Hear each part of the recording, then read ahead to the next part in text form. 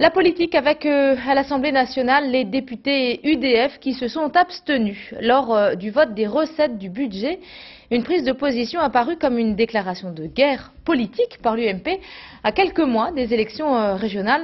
D'autant que sur ce point les choses ont progressé dans la région. Philippe Goudet, Hervé Morin a clairement annoncé son intention de mener une liste autonome. Effectivement, il a multiplié, Magali, les déclarations dans ce sens chez nos confrères des radios nationales, sur 8 télévisions aujourd'hui, et il y a 48 heures sur cette antenne. Je vous propose d'ailleurs de l'écouter, il est très clair, au micro de Fernand Tavares. Je milite depuis plusieurs années pour un grand projet pour la Normandie et les Normands, qui est la réunification de la Normandie. Et ce que je souhaite, c'est que ce projet soit porté au moment des élections régionales. La Normandie a été divisée en deux. Pour des raisons diverses et variées. Nous avons deux toutes petites régions et je souhaite avoir une grande région capable d'être efficace.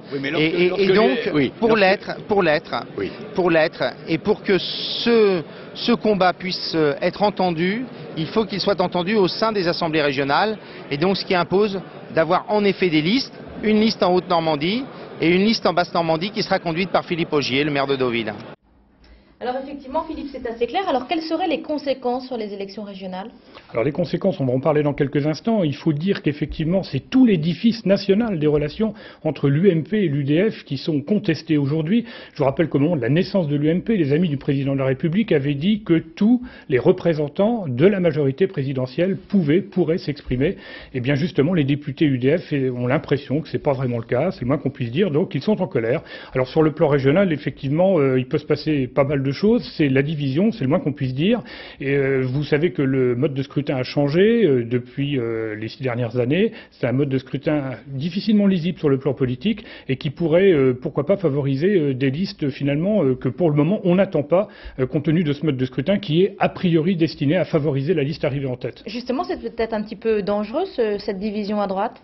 Alors, les divisions ont toujours, à droite ou à gauche, favorisé les extrêmes. Le parti de Jean-Marie Le Pen doit se frotter les mains. Je rappelle qu'il y a 6 ans, le Front National avait eu 10 représentants lors des élections régionales.